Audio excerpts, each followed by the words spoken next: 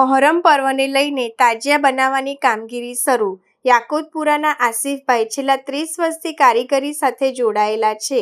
મુસ્લિમ સમાજનું નવું વર્ષ ગણાતો પવિત્ર મોહરમનો મહિનો હવે નજીક આવી રહ્યો છે। હજરત ઇમામ હુસેન અને હજરત ઇમામ હસનની યાદમાં વિવિધ વિસ્તારોમાં તાજિયા તૈયાર કરવાની કામગીરી શરૂ થઈ ગઈ છે।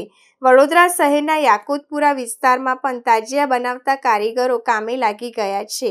યાકુતપુરાના જાણીતા કારીગર આસિફભાઈ છેલ્લા લગભગ 30 વર્ષથી તાજિયા બનાવવાની કારીગરી સાથે સંકળાયેલા છે।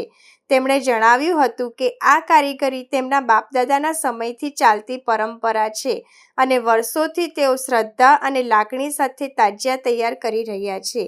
આસિફભાઈએ વધુમાં જણાવ્યું હતું કે વડોદરા શહેરના વિવિધ વિસ્તારોમાંથી તેમને તાજિયાના ઓર્ડર મળે છે। આ વર્ષે ઓર્ડરની સ્થિતિ અંગે પૂછતા તેમણે જણાવ્યું હતું કે દર વર્ષની જેમ આ વર્ષે પણ સામાન્ય અને સંતોષકારક પ્રમાણમાં ઓર્ડર મળી રહ્યા છે।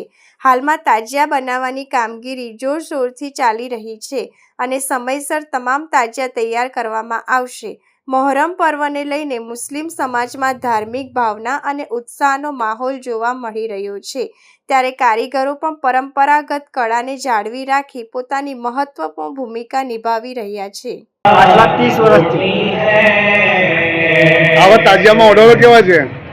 બહુ સારા છે ઓર્ડરો, ઘણા બધા ઓર્ડરો છે। એટલે પહેલા કરતા ઓર્ડર વધ્યા છે કે ઓછા છે? ના, જે અમારો તો રેગ્યુલર ઓર્ડર છે એ જ છે।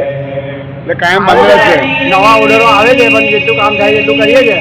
ઘણા બધા ઓર્ડરો આવ્યા, જેટલું કામ થાય એટલું લઈએ છીએ। એટલે શું ભાવ છે આમાં? ભાવ શું હોય છે? આમાં કેવું છે કે મહેનત ને કલાકારી ઉપર પૈસા છે।